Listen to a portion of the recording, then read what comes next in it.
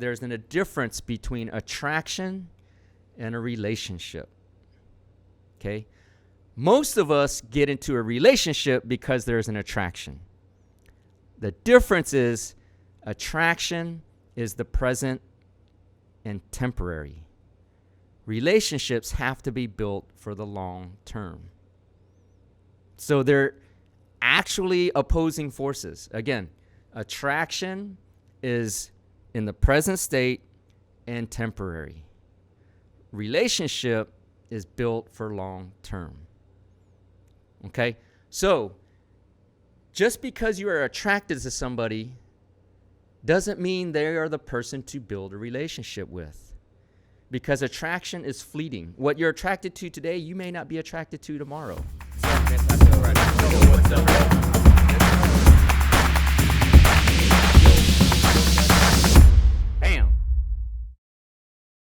Yo, what's up, everybody? This is the End-to-End Podcast. I'm your host, Dr. Yun Win, and as my friends affectionately call me Ninja, because I want my listeners to be my friends, you can call me Ninja too. This is the End-to-End Podcast, the beginning to the end, the alpha to the omega, talking about life, motivation, entrepreneurship, inspiration, and offering you morsels in this all-you-can-eat buffet called life. Glad to be back in the studios here in Houston, Texas. Man, the feedback has been overwhelming. So excited. Thousands of followers on the platforms, hundreds of listening, of downloads, hundreds of thousands of views. So grateful, so very grateful and thankful for the opportunity to present, just whatever is in this brain and experience to you all. And so for those of you who have been supporting, thank you so very much. And if you're new to the podcast, the only way we go to the audience is that if you found any value, liked it, laughed, found it inspirational in any way, please do like, comment, share, follow, subscribe on all platforms at the N number 2 N podcast. You'll find us on all the platforms. And so thank you very, very, very much. Just by way of background, for those of you new to it, I'm a physician lawyer, have a law firm in Houston, Texas, where we've helped thousands and thousands and thousands of people recover millions and millions of dollars for their injuries, but have several other business endeavors and projects as well, working on those, and excited to share whatever ideas and thoughts are in my mind, hopefully so that you can apply them to your life. Join me on this journey of success and becoming our fullest controllable potential. Our goal with the podcast is to positively affect change and inspire billions of lives across the planet, and I can only do that with my audience, and so I'm grateful and thankful for that. This episode is unique because I have been toying with the idea, wavering back and forth about talking about a very sensitive subject, generally speaking, and that is about relationships. For the longest time, I'm like, man, that's too sensitive, too personal for a lot of people, so I don't want to go, I don't want to dive too deep into that, and but I keep getting questions on how to manage relationships or how to set up relationships with the idea of being an entrepreneur, being successful, or trying to live to that fullest controllable potential for yourself. And so today, I'm going to preface this by saying I am by no means a therapist, counselor, expert in relationships. I have not written any books. I don't write articles. I don't do any of that. So this is by no means formal professional advice on relationship counseling. But what I am going to opine on just my experience, my thoughts, ideas that I've meditated on about relationships over, multiple decades in my life and, through my own personal experience. And I will tell you, I'm divorced, have had several relationships in terms of as I'm growing up, throughout my lifetime experience. And so, and I've witnessed a lot through my friends and family and so forth about their relationships and just experiences in understanding how we tick and how things go. And so I'm just going to share some ideas. And if this applies in your life, wonderful. But the idea here is, again, drawing it back to business and motivation and trying to live to your fullest successful, controllable potential. None of us can live to our fullest controllable potential if you're in a relationship without a supportive partner or spouse. That is undeniable. And so, for example, if an entrepreneurial mindset is a huge contrast to somebody that has a quote-unquote 9-to-5 mindset, because those two approaches to life and advancement and progress and risk-taking and all that are incongruent. They don't match. Okay? The things that it takes to become a successful entrepreneur, the things you have to do, the sacrifices you have to make, the ups and downs, the all that is widely different than a normal quote-unquote 9-to-5 job. Okay? And so relationships are important with the idea of business and entrepreneurship and motivation and all that. Okay? And so let me just talk about what I view is necessary in establishing a relationship built for business and entrepreneurial success. Okay? Because if you are in one, you have to have that supportive partner or spouse in order for you to elevate. So both of you all can elevate together. Now, in talking about relationships, there's two premises that we have to establish first. Okay? The first premise is that if I asked anybody, what are we? Okay? Most people would say we're humans. And they would be partially correct. We are all humans. But human implies a sense of static, stationary permanency. Right? We're humans. The reality is, however, is that we are human beings. People forget that second word. We're human beings. And I'm going to talk about this in a future episode. But as human beings, what does that imply? Being is a transitory state. Okay, we're human beings. We are energy, vibration, and frequency. And so we are constantly changing states of energy, vibration, and frequency. Okay, not in the sense of moving from solid to liquid to gas, like you learned in high school science class, but talking about us as living, breathing beings. And you can feel that. You know that, right? Sometimes you can bring positive energy. Sometimes you can bring negative energy. Sometimes you can bring happy energy. You can bring sad energy, right? You can bring high energy, where like in a sporting event, you're bringing the energy, or you can bring low anchoring energy, what I call, where you're dragging things down. Those are constant states of beings. So therefore, we are human beings, right? We're constantly transitioning from state to state, mentally, emotionally, spiritually, okay? But the key to it all, however, is that we are constantly in an evolutionary state. We're evolving if you want to be evolving, okay? So people, they just want to stay static, and that's fine. That's who they are. But for the most part, nature requires us to evolve in our mind, in our spirit, in our bodies. It's an evolutionary thing, right? That's nature, law, natural law. So that's the first premise. We are human beings. The second premise is that there's a difference between attraction and a relationship, okay? Most of us get into a relationship because there's an attraction. The difference is attraction is the present and temporary. Relationships have to be built for the long term. So they're actually opposing forces. Again, attraction is in the present state and temporary. Relationship is built for long term. Okay?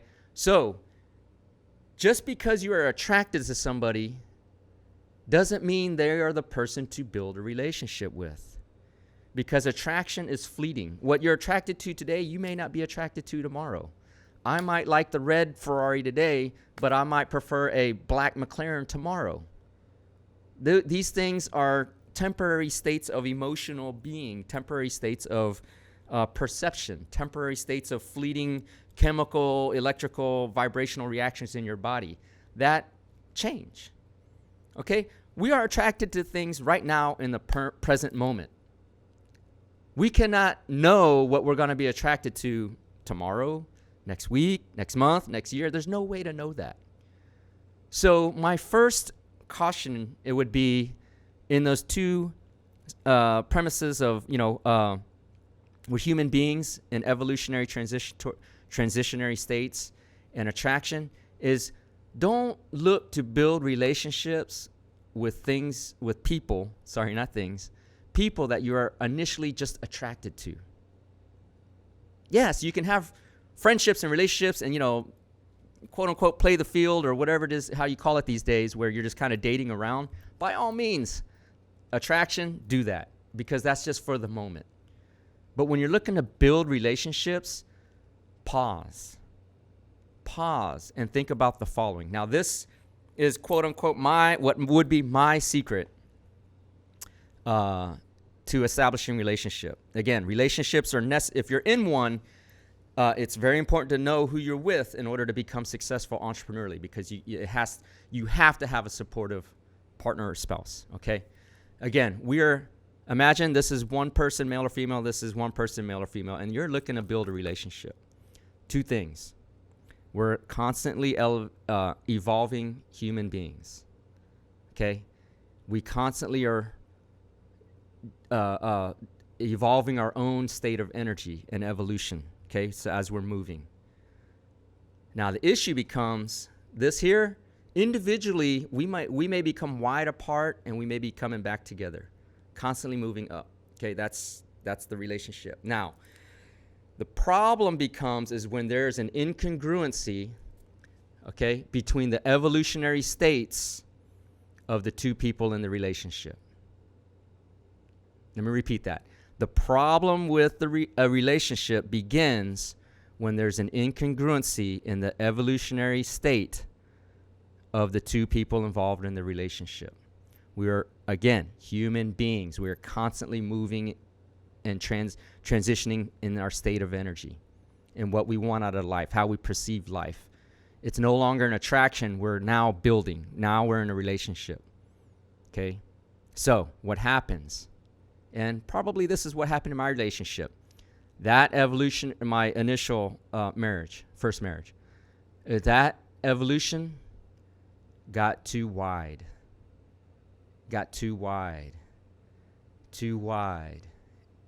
Now we're too wide. It's too hard to bring it back. Right? And so we're off in separate directions. Okay? And that was a long relationship. Okay? Thankful for it because got my son out of it, our son. But I'm entrepreneurial, and she's more, conservative 9 to 5.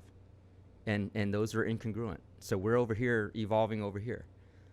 So there's the breadth and distance of that state of being that can hinder building a long-term relationship.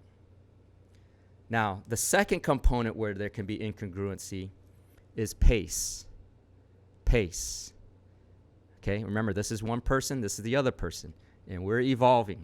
We're human beings, constantly transitioning states of energy and frequency and vibration. Now, let's say I have through maturity, through living life, through experience, let's say I'm now moving faster up than my partner. So now we're building a gap lengthwise, not widthwise, but lengthwise. And for those of you listening, I'm going up and down now between my two hands. So now we're here, right? So we're moving at different speeds now, creating further separation. So what happens in this scenario?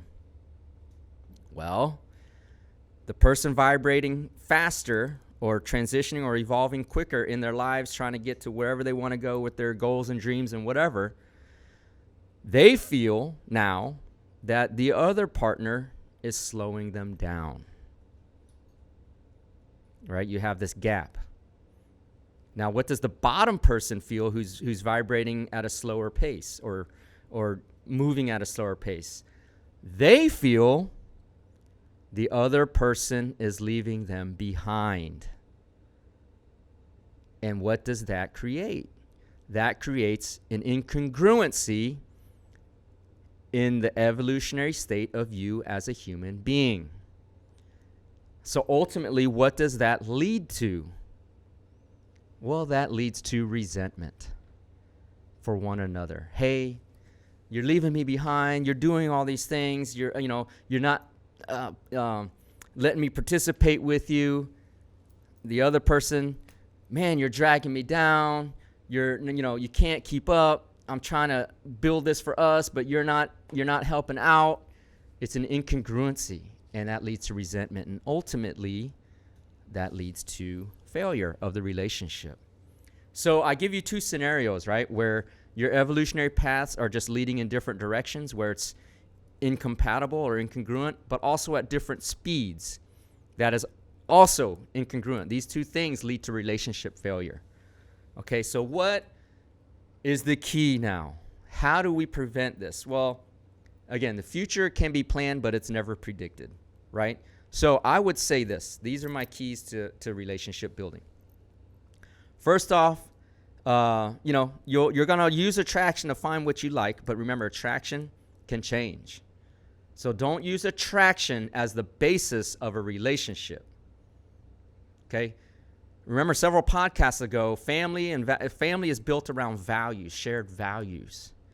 So what you're really looking for is a partner who shares the same values as you do in what you want out of life. Now, the things you want out of life might change, and it might change for them too, but at least initially, those core values should be as congruent or similar as possible. Hey, I want to accomplish big things. Yes, I want to accomplish big things. Okay, that's a shared value. Hey, I'm going to really sacrifice whatever it takes to accomplish big things. Great. I'm going to sacrifice too to accomplish big things, and I'll support you in your sacrifice. There you have it. Those are two key shared values where both of you now as a unit or a team can go out and build whatever you want out of life and a family. Okay?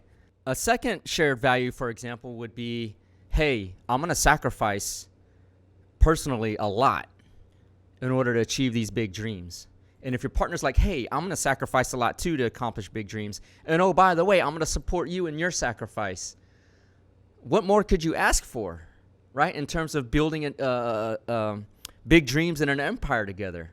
Two people with the same shared values of a big vision and sacrifice and supporting one another to get where you want to go, right? So early on, try to find out what these values in a prospective relationship partner are. What do they value? Okay, and that can apply economically, financially, with family, faith and religion, whatever, all these major areas to build a long-term relationship. Now, the second thing on top of shared values would be communication. And yes, communication is extremely important in a relationship or as with any successful team, right? But I'm not talking about what I would call everyday communication. Hey, I'm going to leave here. I'm going here. Who's picking up the kids here? Let's go eat here. I'm maybe home for dinner there. That's everyday communication. Okay? The communication that ultimately matters for a long-term relationship, in my personal view, again, I got to qualify this. I am by no means a therapist or a counselor. Okay? I'm not a professional licensed whatever, marriage counselor. But I would say the biggest communication is informing your partner or spouse where you are in your evolutionary state of being. And what I mean by that is, we all fluctuate again in our moods, where we are, what we believe, our mental station. Okay? But if I say, hey man, these next 3 months, I'm going after it, I've got to communicate that to my partner, so that person knows where I'm at in my head and in my being. So when I'm 20 hours at the office and not coming home, my partner knows, hey, he told me these next 3 months he's really getting after it, So I've got to, support that. Then that keeps you in a narrow range, right? A narrow range sideways and a narrow range vertically, width and distance, okay? Because maybe if I tell my partner or spouse, hey, I'm getting after it these next 3 months, I'm going to hit this goal, whatever the goal is. I need to finish something, hit a certain financial mark, get a certain number of accounts, whatever it is in a business entrepreneurial sense. Maybe, and I'm going to full, all gas, no brakes. Maybe then my partner or spouse decides for him or herself, hey, I'm getting after it too. So now you're running at the same speed versus me running full speed and her not running full speed. Now we're creating separation again. Okay? So that is the critical communication that I think is necessary to establishing, maintaining, and keeping a long-term relationship with whoever you're with, because that keeps you on the same page, ultimately. Ultimately, it's about keeping you on the same page, not letting that distance get too far where it's unreconcilable and incongruent. So 2 major things. I'm sure there's several others that I'll think of in a future podcast, but for now, my words of advice are, for all of my friends and family and listeners who've asked, in a relationship for an entrepreneur for success, it is critical that your partner supports you. Because if you listen to my last podcast about that room full of shit, you're going to go through a lot of shit. And your partner needs to be willing to go through that shit with you. Or at least throw you a lifeline, throw you a rope, and help you get to the other side. Okay, that's the kind of partner you want. So don't look for a relationship in attraction. Look for a relationship in shared values and the ability to communicate where you are. Because again, I'll remind you, we are all human beings. We're constantly in a state. Mental state, emotional state, spiritual state. We're vibrating and moving energy. Okay? So you got to communicate where your energy is. And the more you communicate that, the more stable or the expectations are where you can stay congruent and in harmony with one another. And that helps you build for that success in reaching your dreams and goals. Once again, this is the End-to-End Podcast. You can find us on all platforms at the N2N Podcast. Facebook, Instagram. Full episodes are on YouTube, video, Spotify, and iTunes for audio. I appreciate my audience. Love the fact that we're growing. I am so grateful for everyone that's tuned in and supported. Please, if you found any value in this, like, share, comment, follow, subscribe. If you want to have any questions or comments you want to send directly to me, I get all the emails. Ask at the N2N podcast.com. If it's a great question, I'll bring it up and talk about it on the podcast. But appreciate you guys listening in, and I look forward to bringing you another episode very, very soon. What's up, man? What's up,